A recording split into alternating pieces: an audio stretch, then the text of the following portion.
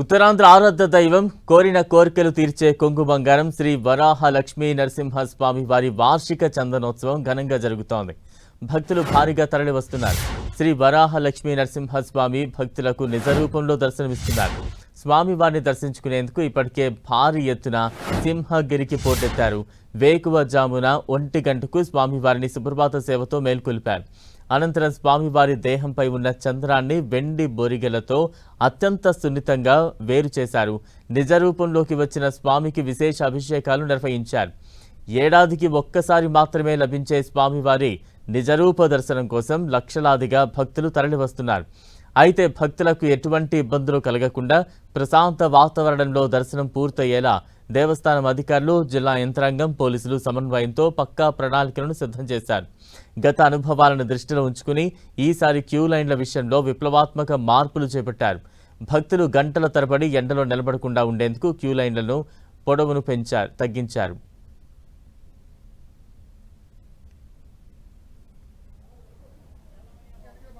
ఇక అప్పన్న చందనోత్సవానికి సంబంధించి మరింత అప్డేట్స్ అందించేందుకు మా ప్రతినిధి విక్రమ్ సిద్ధంగా ఉన్నారు. విక్రమ్, సింహాద్రి అప్పన్న చందనోత్సవం కన్నుల పండుగగా సాగుతుంది. ఉత్తరాంధ్రలో అతిపెద్ద ఆధ్యాత్మిక సంబరంగా ఈ చందనోత్సవాన్ని భక్తులు భావిస్తూ ఉంటారు. ఉత్తరాంధ్ర జిల్లాలతో పాటుగా పక్కన ఉన్నటువంటి ఒరిస్సా నుంచి పెద్ద ఎత్తున సింహాద్రి అప్పన్న చందనోత్సవానికి హాజరై ఏదైతే ఈ రోజున నిజరూప దర్శనాన్ని భక్తులు దర్శించుకొని తరిస్తూ ఉంటారు. పెద్ద ఎత్తున ఒరిస్సా భక్తులు ముఖ్యంగా కూడా ఇక్కడ చేరుకొని వాళ్ళు నిజరూప దర్శనం అప్పన్నతో ఎంతోటువంటి ఆధ్యాత్మిక బంధం నెలకొని ఉంటుంది ఆ రాష్ట్రానికి. దీనికోసం ప్రత్యేకంగా ప్రత్యేక రైలు ద్వారా కూడా వాళ్ళంతా ఇక్కడ చేరుకొని అప్పన్న దర్శనానికి సిద్ధమవుతూ ఉన్నారు. దీంతోపాటు కూడా రాష్ట్రంలోని వివిధ ప్రాంతాల నుంచి పెద్ద ఎత్తున భక్తులు చేరుకొని అప్పన్న సంవత్సరంలో ఒక్కరోజు మాత్రమే ఈ నిజరూప దర్శనాన్ని ఇస్తారు. ఈ అక్షయ తృతీయ రోజున నిజరూప దర్శనాన్ని దర్శించుకొని తరించాలనేది భక్తుల ప్రధాన ధ్యేయంగా భావిస్తూ ఉంటారు. ఇందుకోసం దేవస్థానం అధికారులు గత కొద్ది రోజుల నుంచి విస్తృతమైనటువంటి ఏర్పాట్లు చేశారు. సామాన్య భక్తులకి ప్రథమంగా నిజరూప దర్శనం కల్పించడమే లక్ష్యంగా కూడా ఏర్పాట్లు చేసి ప్రస్తుతానికి ఆ దిశగా కూడా చాలా వరకు సక్సెస్గానే ముందుకు సాగుతుంది చందనోత్సవం.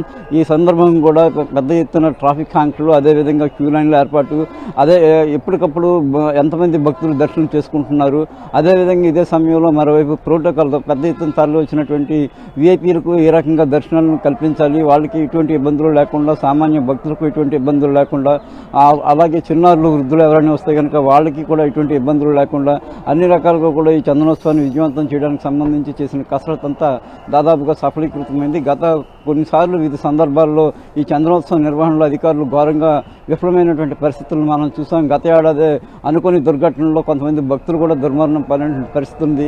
ఈ నేపథ్యంలో పెద్ద ఎత్తున విమర్శలు ఎదుర్కొన్నటువంటి అధికార యంత్రాంగం ఈసారి పక్కా ప్రణాళికతో రంగంలో దిగి చందనోత్సవాన్ని దిగ్విజయంగా చేయాలని సంకల్పించారు. అందులో భాగంగానే తెల్లవారుజామున 3 గంటల నుంచి నిజరూప దర్శనానికి సంబంధించి అంతరాలయ దర్శనాలను ప్రారంభించారు. అనువంశిక ధర్మకర్త అశోక్ గజపతిరాజు పట్టు వస్త్రాలను సమర్పించి స్వామివారిని దర్శనం చేసుకున్న తర్వాత రాష్ట్ర ప్రభుత్వం నుంచి హోంమంత్రి అనిత కూడా పట్టు వస్త్రాలను సమర్పించి దర్శనం చేసుకున్నారు.